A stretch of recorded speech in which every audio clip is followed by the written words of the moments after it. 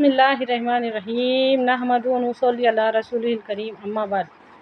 ویسے تو کسی کا کسی پر کوئی احسان نہیں ہوتا، سارا کا سارا احسان اللہ کا ہے، لیکن سوچ کے دیکھو یہ بات، سوچ سدھرنے کی وجہ سے ہمارا پورا معاشرہ سدھر سکتا ہے۔ سوچ کے دیکھو کہ زکوٰۃ دینے والے سے بڑا احسان زکوٰۃ لینے والے کا ہے۔ زکوٰۃ دینے والے کا کوئی احسان نہیں ہے، زکوٰۃ لینے والے کا احسان ہے۔ آپ پوچھیں گے وہ کیسے؟ اگر کوئی زکوٰۃ نہ لے تو ہمارا مال پاک ہی نہ ہو۔ اچھی طرح سے سمجھیے میری اس بات کو۔ ہم کیا کرتے؟ دے تو دیتے، اللہ کا حکم ہے دے دیتے زکوٰۃ، لیکن ہم کبھی اس انسان کو اپنے برابر نہیں سمجھتے۔ اچھی طرح سے سمجھیے میری اس بات کو۔ پھر رشتہ داری نہیں کرتے اس سے، نہیں وہ غریب، وہ تو ہماری زکوٰۃ سے پلتے۔ بات کو سمجھیے، ہماری سوچ کے سدھرنے سے معاشرہ سدھر سکتا ہے۔ میں یہ نہیں کہتی کہ تم غلام کو مالک اور مالک کو غلام کہو۔ سوچ کو سدھارو، سوچنا سیکھو۔ اگر کوئی زکوٰۃ نہ لے تو ہمارا مال کبھی پاک ہی نہ ہو۔ اچھی طرح سے سمجھے اس بات کو۔ سوچنا کیسے چاہیے؟ ہمارے نبی صلی اللہ علیہ وسلم کی بیٹی کو پیسے والے گھروں کے بادشاہ لوگوں کے رشتے آئے تھے۔ ہمارے نبی صلی اللہ علیہ وسلم نے یہ نہیں دیکھے۔ اس وقت حضرت علی رضی اللہ عنہ کے پاس کچھ بھی نہیں تھا۔ کسی نے پوچھا علی تمہارے پاس کچھ ہے؟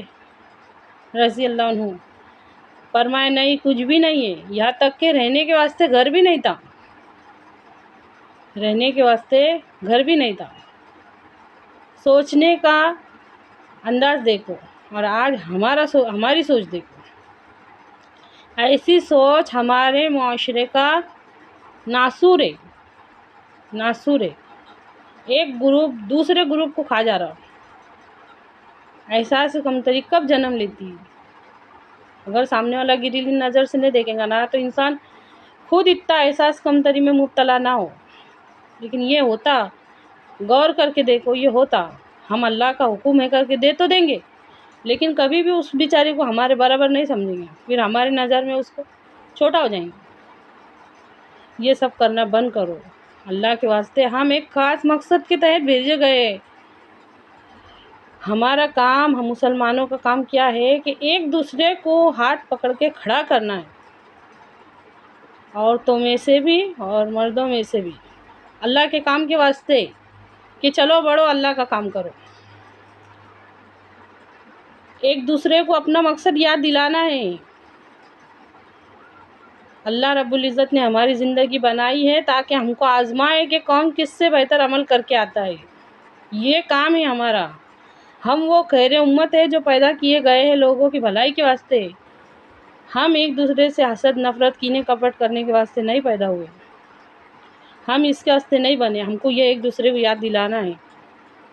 صحابہ رضی اللہ عنہ کے بارے میں آتا ہے کہ ایک دوسرے کو جب تک ایک دوسرے سے جدا نہیں ہوتے جب تک کہ وہ سورہ عصر نہ سنا دے۔ سورہ عصر ایک دوسرے کو نہیں سنا دیتے جب تک ایک دوسرے سے جدا نہیں ہوتے تھے۔ سورہ عصر کا ترجمہ اور تفسیر دیکھیے۔